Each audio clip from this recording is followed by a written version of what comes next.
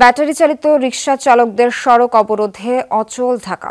রাজধানীর মহাখালী, মোহাম্মদপুর, মিরপুর, গাবতলী, রামপুরা ও ডেমরা এলাকায় সড়ক অবরোধ করে বিক্ষোভ করছেন ব্যাটারি চালিত রিকশা চালকরা। শুধু সড়ক নয়, মহাখালীতে রেল চলাচলও বন্ধ করে দিয়েছে বিক্ষোভকারীরা। চরম দুর্ভোগে পড়েছে নগরবাসী।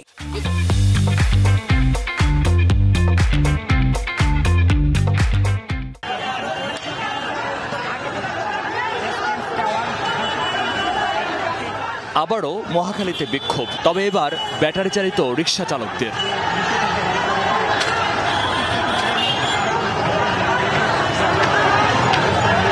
এক পর্যায়ে ধাওয়া পাল্টা ধাওয়া।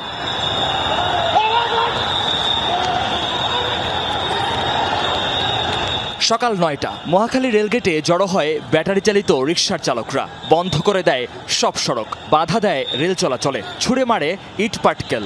বিক্ষোভ নিয়ন্ত্রণে পুলিশের সঙ্গে যোগ দেয় সেনাবাহিনীও। রাস্তা ছাড়ার অনুরোধেও সাড়া দেয়নি রিকশা চালকরা।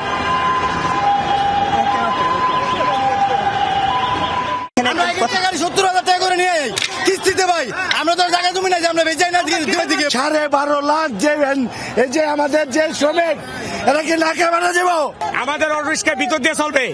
বেলাস, শান্তাদার, তিব্বত, নিপন বটতলা, সাত রাস্তা, রাস্তা ক্রস করতে পারবে, ভিতর দিয়ে রাস্তা ক্রস করতে পারবে। ডানে বামে যদি গাড়ি যায় অটো, তারা পুলিশে ধরে কোনো দাবি নাই। আমাদের কর্ম নাই। আমরা এখন এক একটা ব্যক্তি এক একটা রিক্সা নিয়ে, আমাদের 4-4টা মাইয়া পোলা ছেলে মেয়ে নিয়ে, আমরা বাপ মা নিয়ে আমরা সবাই এই চালাইয়া জীবিকা বাঁচতেছি। আমার ঘরে অশান্তি, আমার বউ কাজ করতে পারছে না, আমার ছোট বাচ্চা আছে, এখন আমরা কি করবো? আমরা পেটে দিয়ে আইছি। শুধু মহাখালী নয়, বিক্ষোভ ছড়িয়ে পড়ে রাজধানীর মিরপুর, ডেমরা, মালিবাগ সহ কয়েকটি এলাকায়। এক পর্যায়ে পুলিশ এসে আশ্বাস দিলে রাস্তা ছেড়ে যায় অবরোধকারীরা। পুলিশ আমাদের বলছে তোমাদের গাড়ি এই এলাকায় চলবে, আমরা এই তাদের আশ্বাসে আমরা এখন চলে যাচ্ছি। সকাল থেকেই রাজধানীর বিভিন্ন সড়কে অবস্থান নিতে থাকেন বিক্ষুব্ধ রিকশা চালকরা। স্থবির হয়ে পড়ে ঢাকার বেশ কয়েকটি পথ, প্রায় বন্ধ হয়ে যায় রাজধানীর সব প্রবেশ মুখ। দুর্ভোগে পড়ে সাধারণ মানুষ। আমাদের কলেজের টাইম আউট হয়ে গেছে, আমরা 9:30টার দিকে বের হয়েছি, এখন প্রায় 40-50 মিনিট ধরে দাঁড়িয়ে আছে, কিন্তু কোনো বাস তো যাচ্ছে না, বাস নামাই দিছে। হেঁটে আসলাম অনেক জায়গা। কোথা থেকে হেঁটে? আমি আসছি থেকে 7 রাস্তার কাছাকাছি থেকে হেঁটে আসছি মহাখালী পর্যন্ত। আটকে গেছি, এখন তো কোথাও যাওয়ার কোনো অপশন নাই, মানে কথায় কথায় আন্দোলন। এগুলো আসলে জনগণ এখন আর চায় না।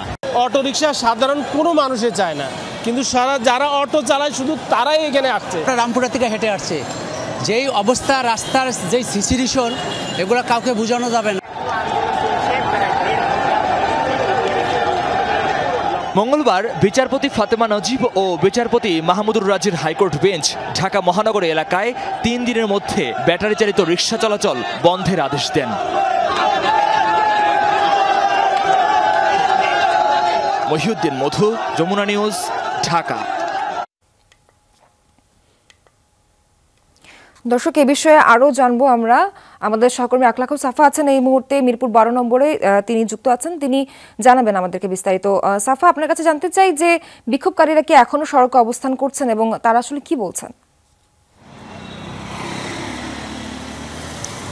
2টা পর্যন্ত তারা সড়কে অবস্থান করছিল এবং এখনও যে একেবারে সড়কে নেই তা বলা যাবে না। আশেপাশের যে অলিগলিগুলো আছে সেই অলিগলিতে অবস্থান করছে।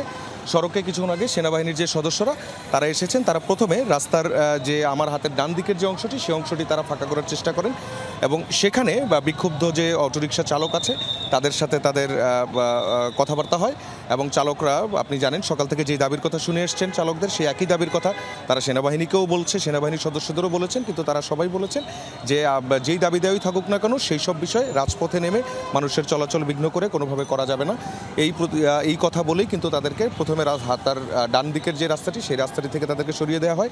এরপরের যে বাঁ দিকের রাস্তাটি সেই রাস্তাটিতে কিন্তু তাদেরকে সরিয়ে দেওয়া হয়েছে এখন, এবং এখানে যান চলাচলটা স্বাভাবিক করে দেওয়া হয়েছে।